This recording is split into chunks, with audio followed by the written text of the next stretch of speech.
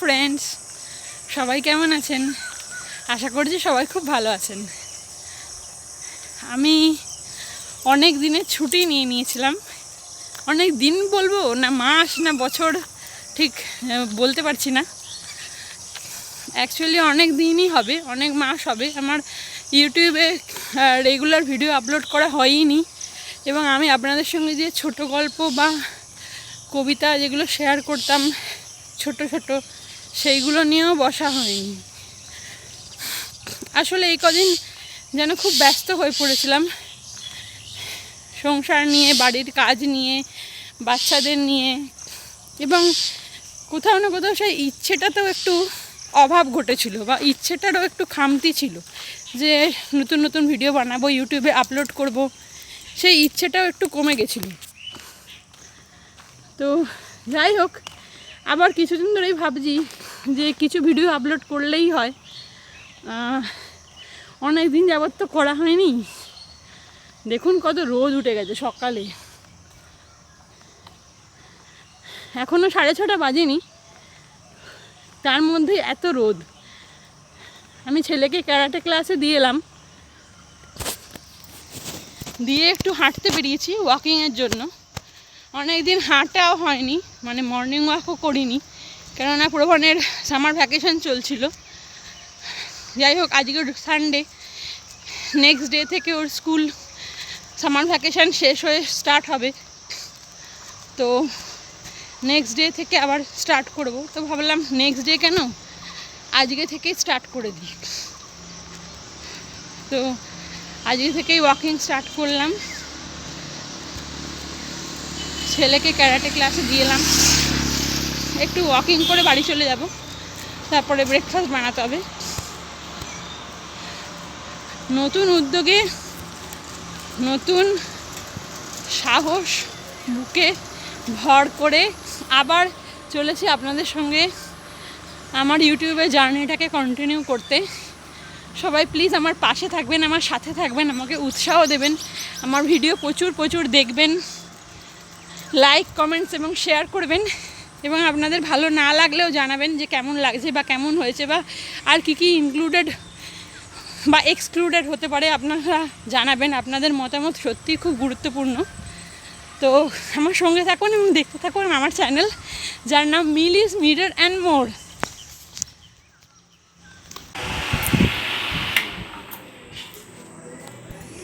বাড়িতে এসেই ভাবলাম কিছু হেলদি এবং টেস্টি ব্রেকফাস্ট বানাই বাচ্চাদের এবং আমার জন্য। তাই বানাচ্ছি সুজির একটা নতুন রেসিপি বলতে পারেন। তার জন্য নিয়ে নিয়েছি সুজি, আর নিয়েছি টক দই, আমুলের টক দই। আমি গণেশের সুজি নিয়েছি। এই যে সুজি এবং টক দইটাকে একটু জল দিয়ে ভালো করে ফেটিয়ে মেখে নিয়েছি।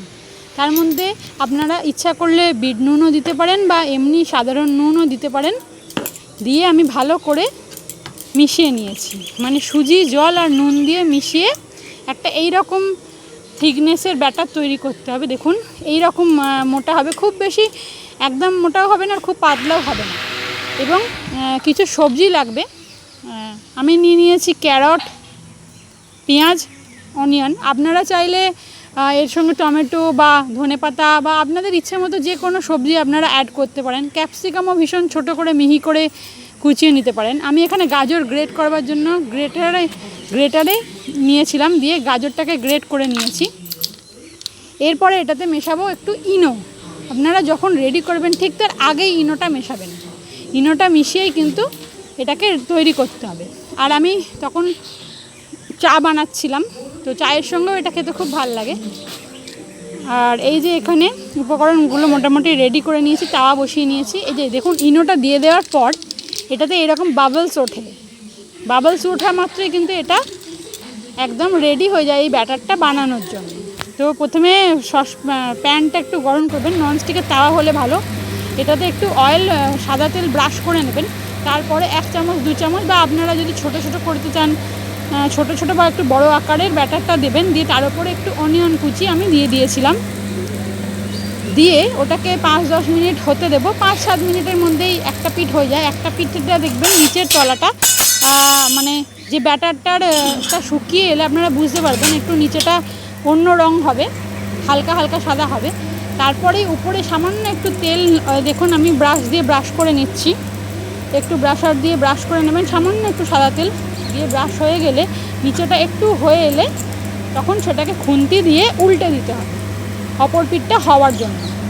দেখুন আমি এখানে সাদা তেল দিয়ে দিয়েছি, নিচেরটা দেখুন একটু হালকা হালকা হয়ে এসছে, নিচের দিকটা আপনারা দেখলে বুঝতে পারবেন। এবার উল্টে দিলাম, এই যে দেখুন খুন্তি দিয়ে এটাকে ধরে ধরে উল্টে দিচ্ছি, উল্টে দিয়ে 2 পিঠ মোটামুটি হয়ে গেলেই রেডি এইটা। এটা খুব একটা হেলদি ব্রেকফাস্ট। এই দেখুন আমি বানিয়ে নিয়েছি, গাজর দিয়েছিলাম বলে কালারটা একটুখানি রেডিশ এসছে, বাট আমি অনেক সময় গাজর দিই না, শুধু পেঁয়াজ দিয়েও এটা খুব দারুণ খেতে লাগে, কোনো কিছু সবজি ছাড়া। আপনারা যদি শুধু পেঁয়াজ দিয়ে বানান তাহলেও খুব ভালো খেতে লাগে। এখানে আমি আমার ছেলের জন্য নিয়ে নিয়েছি এবং আমাদের জন্য লিকার চা রেডি করেছি। এটা আমার ছেলের ব্রেকফাস্ট, আর আমরা লিকার চা খাবো এটার সঙ্গে, আর আমার শ্বশুরমশাইকেও দেবো বলে রেডি করিয়েছি। এখানে আরও 3টে বানাচ্ছি, এবার দুধ চা বানাচ্ছি আমার বর এবং আমার শাশুড়ির জন্য, ওরা আবার লিকার চা খায় না। ব্রেকফাস্ট তো হয়ে গেল, এবার চলে আসছি লাঞ্চের জন্য।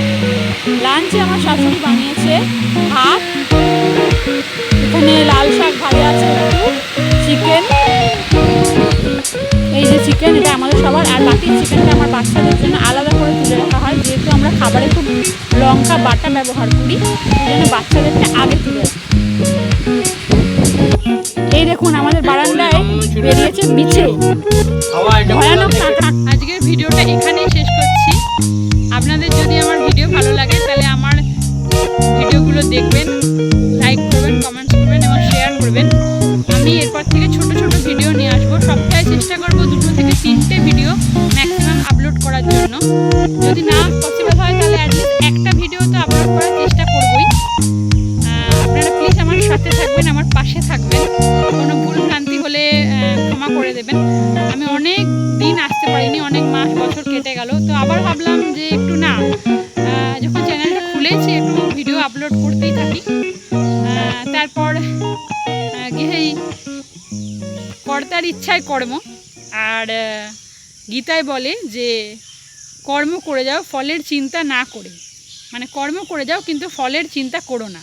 তাই আমি কোনো আশা না করেই জাস্ট ভালো লাগা থেকেই এই ভিডিওগুলো আপলোড করতে চাইছি। আপনারা আমার সাথে থাকুন, আমার পাশে থাকুন।